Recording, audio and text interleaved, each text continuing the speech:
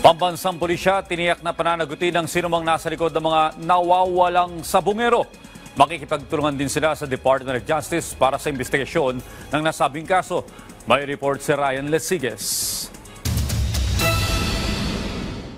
Wala umanong sasantuhin ng Philippine National Police o PNP sa gagawing investigasyon kaugnay sa mga nawawalang sabungero. Ito ay matapos lumutang na posibleng mga pulis din daw ang nasa likod ng pagkawala at pagkamatay ng 34 na sabungero. Regardless po kung sino po ang involved dito, civilian, mataas na tao at even yung mga kabako po natin, wala po tayong sasantuhin po dito.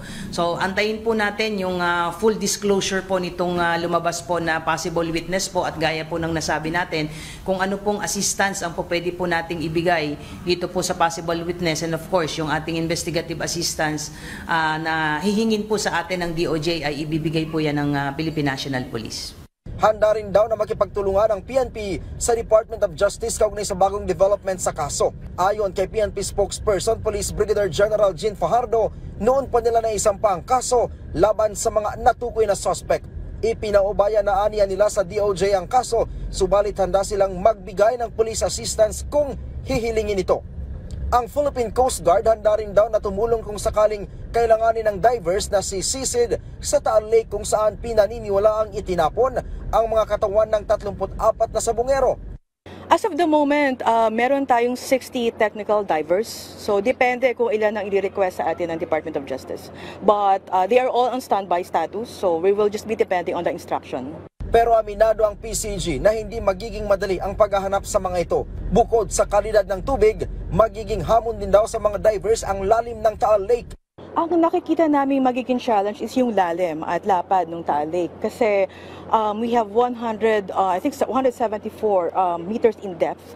And although may mga experience ang ating mga technical divers, pero as per history ng kanilang mga operations, I think they just dive hanggang 100 meters in depth lang. Abril 18, 2021, dalawang sabungero ang napaulat na nawala na kinilalang sina John Ver Francisco at Frank Tabaranza.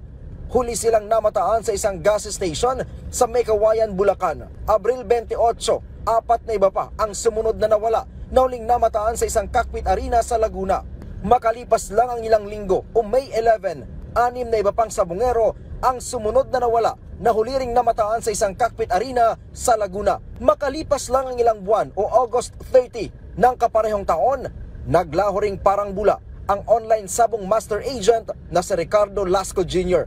December 29, 2021, 5 iba pa ang nawala na huling nakita sa United Association of Cockpit Owner and Operators of the Philippines Arena, kung saan kabilang sa nawala ang 14 na taong gulang noong panahon iyon na si Maison Ramos. Tapos na ang taon pero di pa tapos ang misteryo ng missing sabongeros.